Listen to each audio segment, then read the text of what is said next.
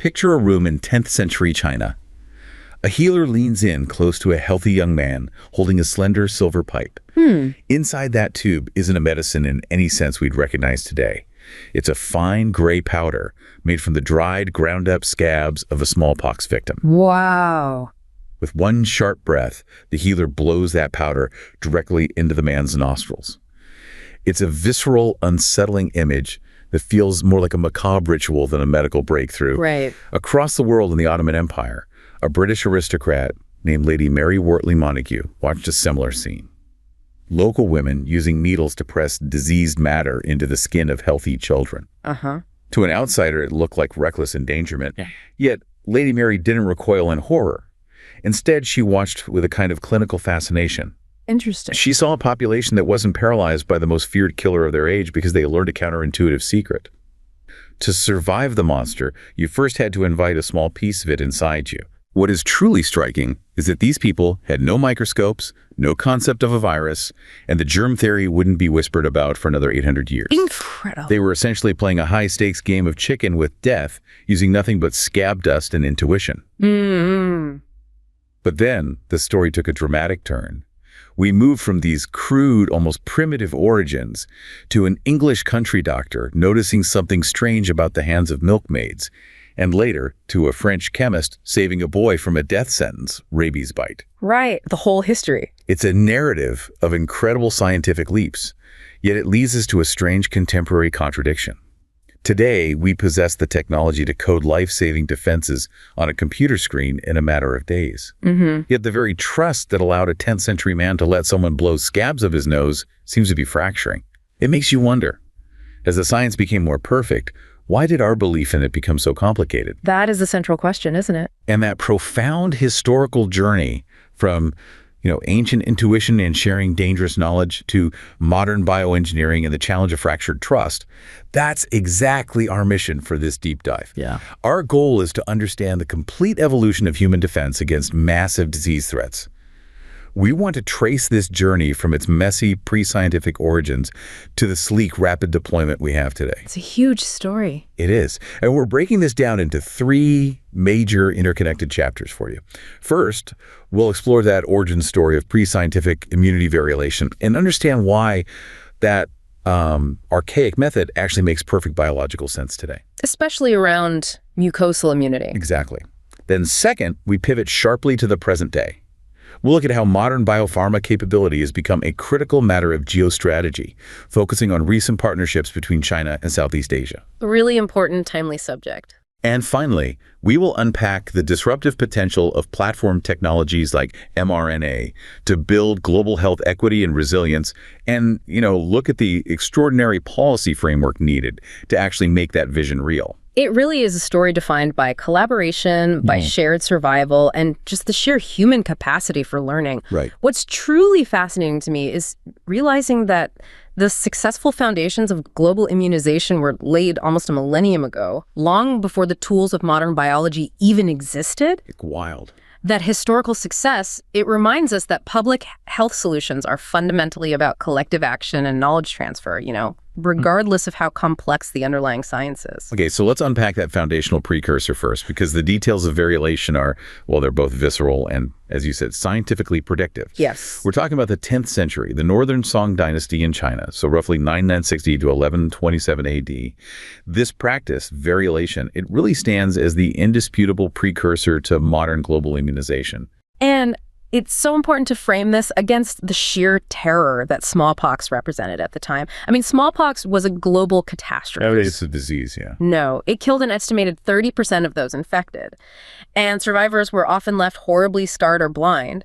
So to knowingly expose a healthy person to the disease, that required immense societal trust. And a hard-won understanding of risk. Absolutely. The genius of the Chinese method was not just the idea of exposure itself, but the route they chose. That's right, the specific technique.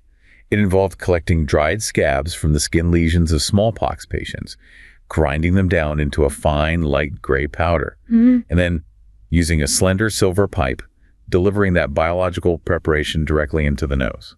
Intranasally. Not a scratch on the skin. No, not a scratch, and certainly not a massive injection into the muscle. They chose the nose. And this choice, which on the surface seems entirely intuitive, we now recognize as having profound biological advantages.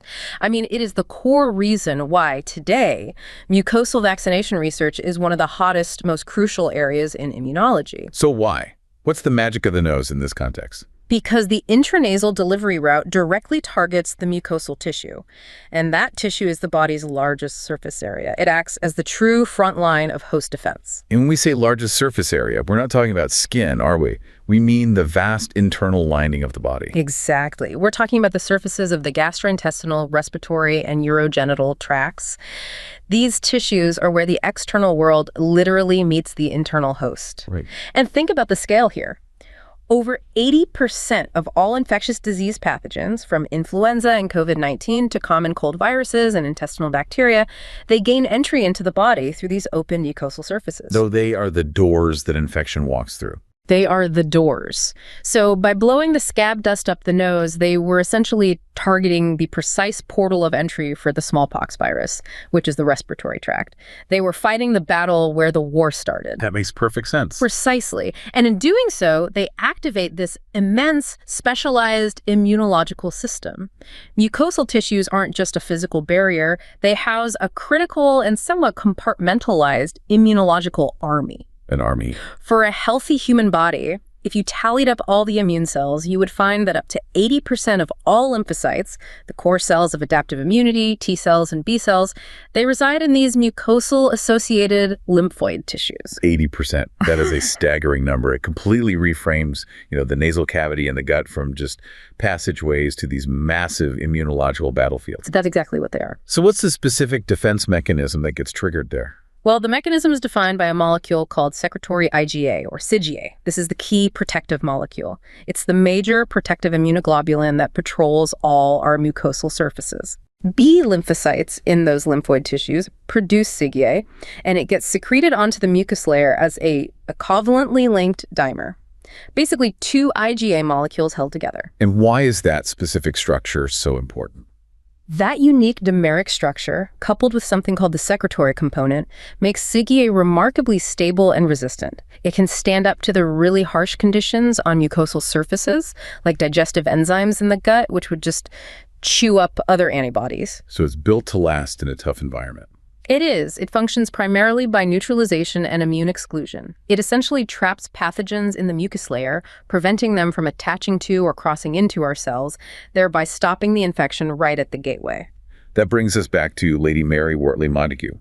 She saw this method of variolation in the Ottoman Empire, a technique that got there via trade routes from China and was instrumental in introducing it to Europe in the early 18th century. It was an incredible act of bravery and really cross-cultural communication. She had her own children inoculated, putting immense personal and social capital on the line. A huge risk. A huge risk. And while the European method evolved slightly, often using a superficial skin scratch, the core concept was established. That transfer of knowledge paved the way directly for Edward Jenner's 1796 discovery of the smallpox vaccine using cowpox and the formal birth of modern immunology. But to bring it back to the present day, we can see the power of that original mucosal idea in one of the great public health success stories in the 20th century, the oral polio vaccine. Oh, the OPV is a perfect modern parallel to the wisdom of variolation. Polio, as a virus, primarily enters the body and replicates in the intestinal mucosa. The gut. In the gut. The oral polio vaccine was so successful because it mimicked a natural infection route. It didn't just create antibodies in the blood. It crucially induced a superb CIGA response right in that intestinal mucosa. So by building that robust mucosal defense, you stop the virus from replicating, and critically, you stop the vaccinated person from spreading the virus to others. That's the foundation of herd immunity. Exactly. That robust mucosal immunity was a major factor in why OPV contributed so dramatically to the worldwide elimination of polio. The scientific principle behind delivering scab dust up a silver pipe a millennium ago is the exact same principle that now informs our most sophisticated research. Incredible. Fighting HIV, influenza, or future pandemics by protecting the front line. This whole historical context, it shows us a profound truth. Without even understanding viruses or germs, human collaboration and shared intuitive knowledge provided these early, life-saving public health benefits. But we have to acknowledge that the context has completely shifted. Fast forward to the 21st century, and the diffusion of scientific knowledge is only part of the puzzle. Now, industrial capability, who can make the vaccines and where, has been elevated to a matter of geostrategy. That pivot is sharp and critically important. The events of the last few years have, I think, cemented biotechnology and the biopharmaceutical industry in particular as a strategic sector. It's essential for national security and public welfare. It's no longer just a commercial enterprise. Not at all. It's a pillar of national resilience. And this strategic importance has really been amplified by geopolitical friction. We've seen, for example, the U.S. increasing measures to strengthen its own domestic biopharma sector, trying to reduce supply chain dependence on foreign entities. And that context sets the stage for the regional realignment we're seeing now.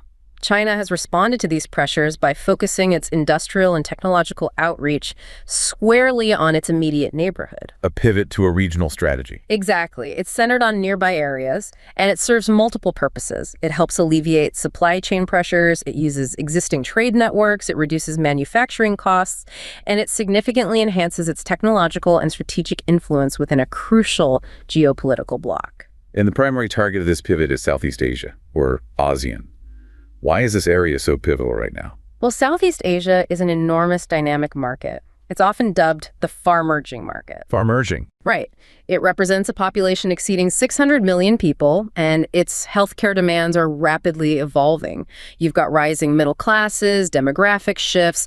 It's an immediate and substantial growth opportunity. What's fascinating is how China has strategically leveraged existing mechanisms to integrate its biopharma goals. Yeah. This isn't just about market penetration. It seems heavily tied to public health cooperation. That's absolutely correct.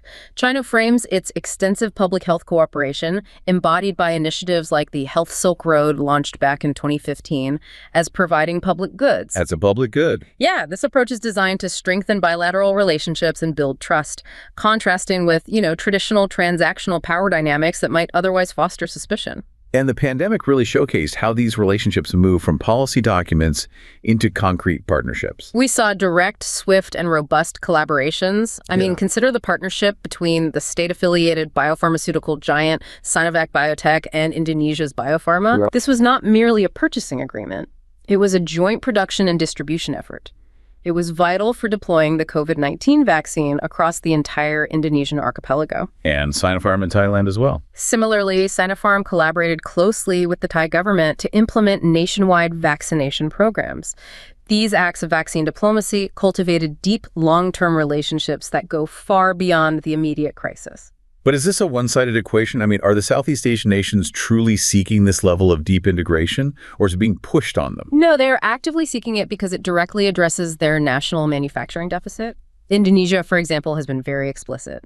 They're hoping to establish a whole industrial chain cooperation with China, spanning R&D and local production. Their ambition is clear: to establish themselves as a regional vaccine production center as quickly as possible. And China supports that goal. Publicly, yes. They've announced support, promoting technology transfer and joint production to expand vaccine accessibility and affordability specifically throughout the developing world.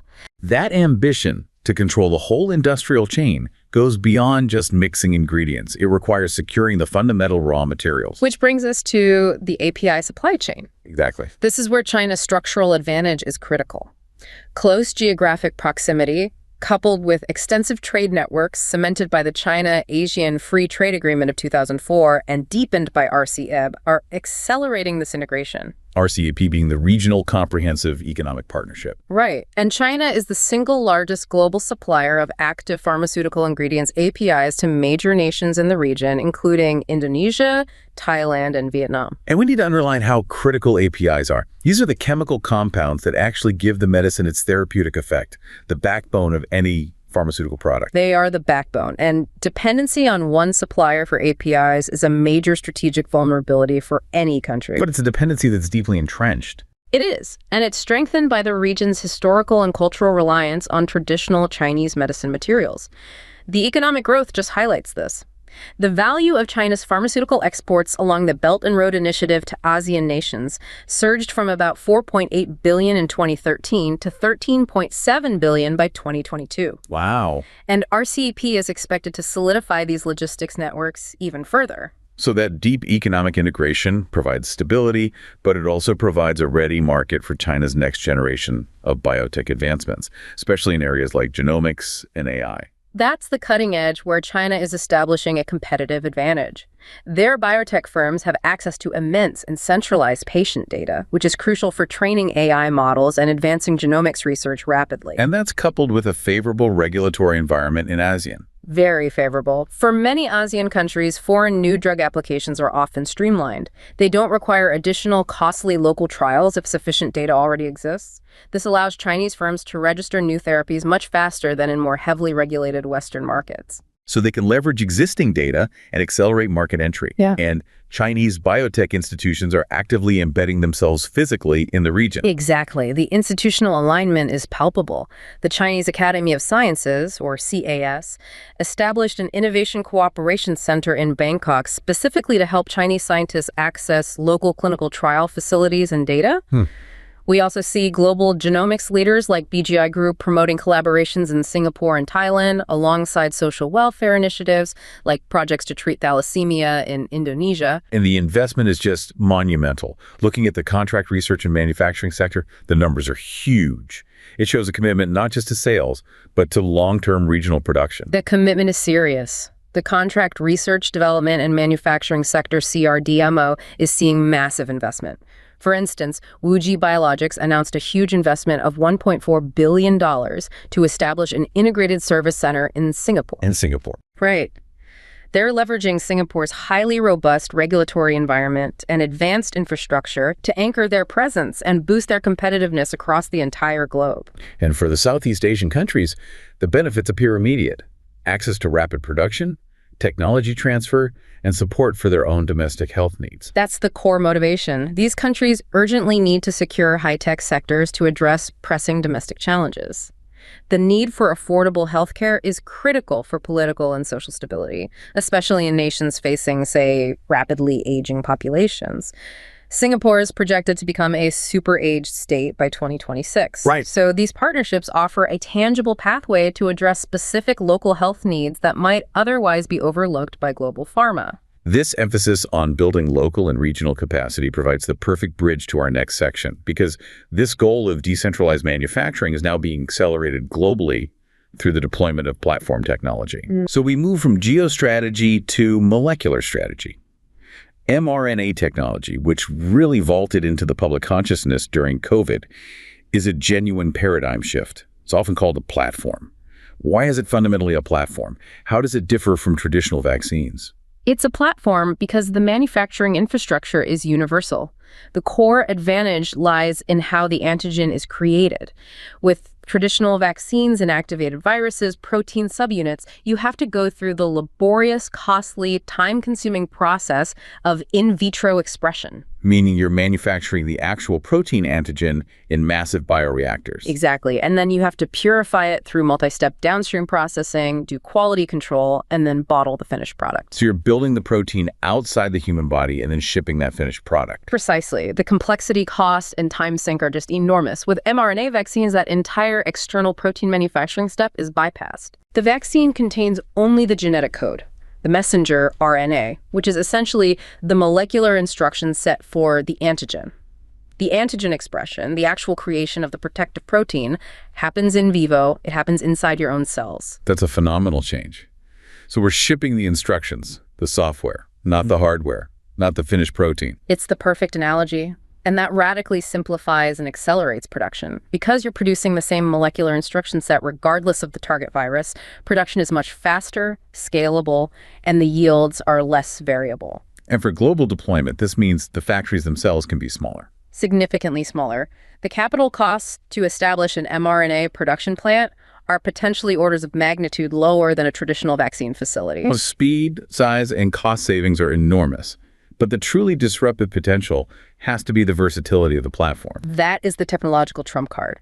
Because the manufacturing process is pathogen agnostic, you can rapidly change over production just by swapping out the genetic sequence encoded in the mRNA. So a new outbreak happens. A new outbreak, a new flu variant, a previously unknown pathogen, a facility, can pivot in days to encode the new antigen.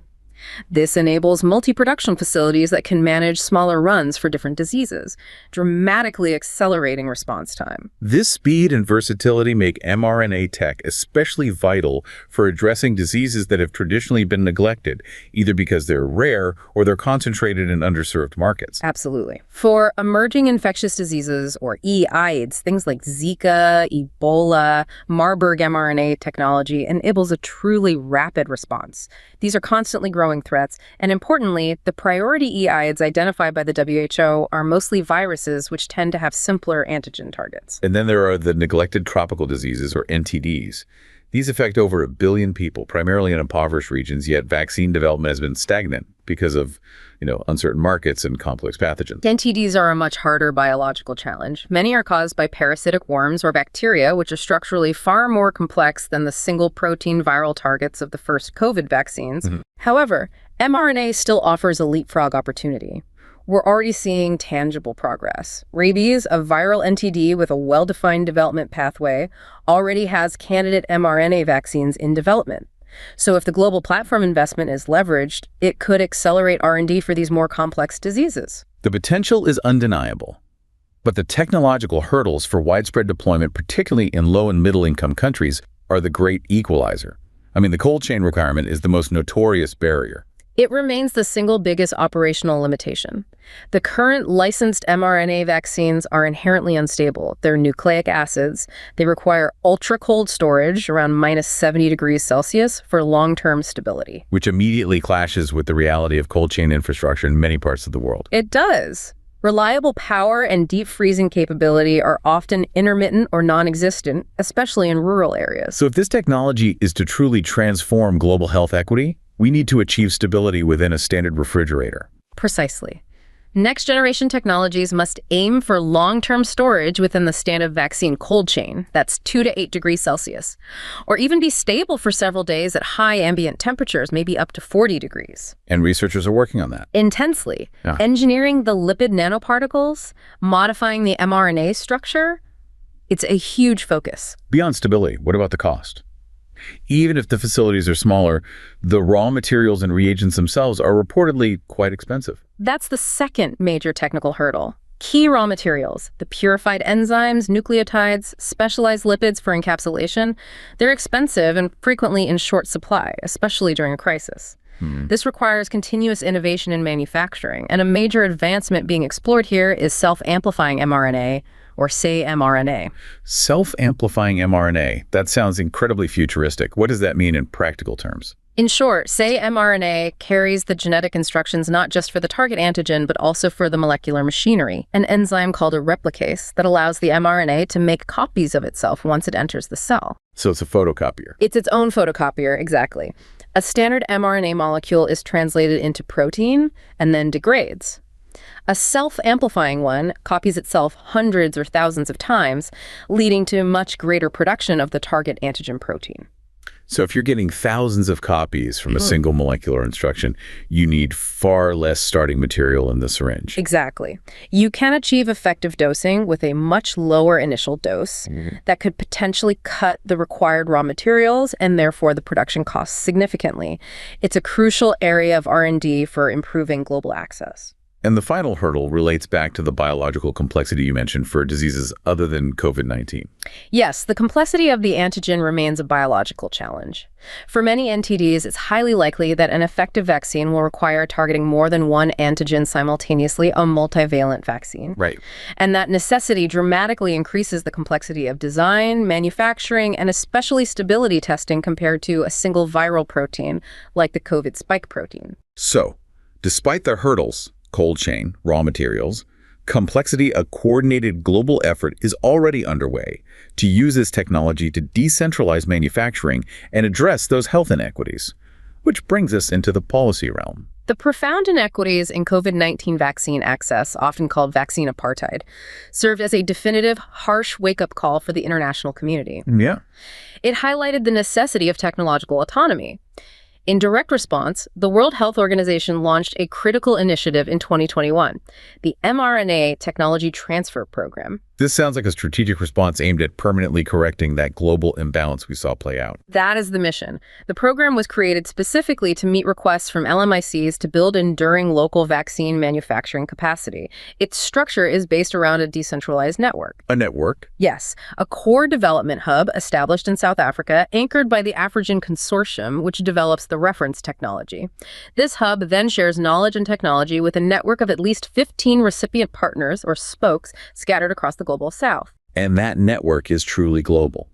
Senegal, Argentina, Brazil, Vietnam, Pakistan. So what's the technical mission of the hub? The mission is twofold. Establish and share mRNA technology as a strategic capability and enable these countries to build self-reliance. The long-term objective is profound, moving beyond just COVID to enable capacity for other mRNA-based products targeting diseases that disproportionately affect the global south, like tuberculosis. So it's proof of concept for the whole process. Exactly, more than a direct market competitor. But we have to address the enormous financial context here. When we look at the budget for this WHO-led effort versus the actual investment and profits generated elsewhere, the numbers are jarring. The financing gap is striking, and it's a major challenge to the program's long-term sustainability. The committed budget for the entire WHO-DT program is, well, modest. It's hovering around 129 million US dollars. 129 million. Now let's compare that to the scale of public and private investment in high-income countries. Well, the U.S. government alone invested hundreds of millions into pre-pandemic research, then billions more for trials and development. And those public investments fueled unprecedented private profits. How much? Since the launch of their COVID-19 vaccines, private pharma companies like Moderna and Pfizer BioNTech accumulated well over $100 billion in global revenues. $100 billion. The entire WHO TT program budget is a fraction of what was spent on a single large-scale clinical trial, let alone the profits generated. This brings us to a crucial question about sustainability. How can these new small-scale manufacturers, the spokes in Senegal or Argentina, possibly compete against companies that operate at such massive economies of scale? That's the core tension of the traditional market model. Relying on a competitive business model where new manufacturers must compete solely on price and maximize economies of scale is fundamentally an unfair fight. Right. It actively hinders the emergence of the diverse, smaller-scale producers we need for global rapid response. And even with the technology transferred, they face severe challenges with technology dependency. Meaning they don't control the supply chain for the raw materials. Exactly. To scale up, they need access to specialized components, proprietary raw materials. Many planned manufacturers lack the necessary tech transfer agreements with non-African entities. This leaves them extremely vulnerable to supply chain disruptions or deliberate throttling. So they might have the plans for the factory, but not the source of the crucial specialized lipids or enzymes. Precisely. And then there's the elephant in the room. Intellectual property, or IP. Even with the WHO program creating its own technology, existing patents must complicate the ability of these spokes to operate freely. IP is extremely complex. The Medicines Patent Pool, or MPP, plays a key role here, managing the IP and knowledge generated by the hub. Partners license any new IP they create back to the MPP for collective use, which is great. Right. But the fundamental constraint is that the hub's work is premised on the non-violation of existing patents held by high-income companies. They're essentially engineering a Moderna lookalike based on publicly available sequences. So they're working around the existing proprietary framework, not dismantling it. How does that affect their freedom to operate, especially if they want to export or commercialize? The freedom to operate, particularly for commercial scaling and export, remains challenging. They face the complexity of navigating existing patents, ongoing litigation, and varied IP rights across different countries. This is why policy mechanisms are so vital. They're everything. If a country needs to assert its public health priority over existing patents, it needs policy tools ready to deploy. And that's where the concept of TRIPS flexibilities becomes so critical. For those who aren't familiar, what exactly does that let a country do? TRIPS is the WTO agreement on trade-related aspects of intellectual property rights. Flexibilities within this agreement allow governments, in the face of a public health emergency, to bypass existing patents through measures like compulsory licensing. This means the government can authorize a local entity to produce a patented product without the patent holder's permission, subject to remuneration. Without the political will to use these tools, the spokes' manufacturing lines are vulnerable to legal challenges. So what's the policy solution here? It sounds like we need to rethink the fundamentals of the health economy entirely. That is the unavoidable conclusion reached by the WHO Council on the Economics of Health for All. They advocate for treating the mRNA-TT program not as a short-term market-fixing intervention, but as a permanent common good for epidemic preparedness. Driven by South-South collaboration. Primarily. And what does that common good concept translate into on the ground? How do you run a business model when success isn't measured by individual profit? It requires a radical shift, a regenerative business model. Success is not measured by individual economic viability, but by a collective end-to-end approach focused on robust public health metrics. So that means national policies must actively support Building a diverse R&D portfolio that addresses local diseases.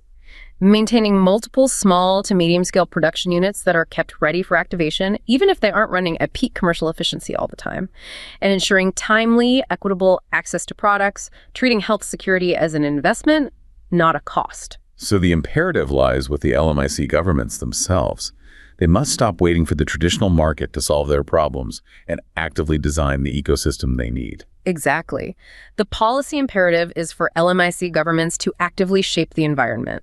This means public procurement policies that strongly favor locally produced vaccines, increasing domestic R&D funding for local priorities, and crucially, having the political resolve to use TRIPS flexibilities to ensure freedom to operate. That's the only way to build durable, resilient self-reliance. It is, to insulate them from the perpetual reliance on a global market that is fundamentally profit-driven and often prioritizes demands from high-income countries. It's a huge shift. The technology itself is ready, but the governance and financing structures required to sustain it globally are the real challenges we face now. It's a challenge of collective design. When you trace this entire journey, starting with that counterintuitive leap of faith in 10th century China blowing scab dust up a nose to survive smallpox, and you see how that intuitive understanding of mucosal defense has been perfected into an age where we can design and sequence a life-saving defense on a computer in days. The technical perfection achieved is just stunning. The scientific challenge, in many respects, has largely been mastered. We possess the transformative, rapid response platform technology. We have the technical blueprints for global resilience. But the modern ultimate challenge is no longer about the science of the vaccine itself. It is entirely about constructing the global economic and policy framework, the how, to ensure that this technological perfection translates into genuine equity and universal resilience. The failure of the recent past was not a technical failure. Not at all. It was governance failure. The availability of the technology is merely the first step. The second, far more complicated step, is building the financing and IP structures required to sustain a non-market-driven capability in every corner of the globe. It means moving past the limitations of relying on traditional, profit-driven models and actively planning for collective survival. The path to universal health security requires that we move beyond simply trying to fix the market when it breaks and instead actively design a collaborative, regenerative ecosystem where shared technology and collective intelligence become the durable, sustained drivers of public health for all humanity.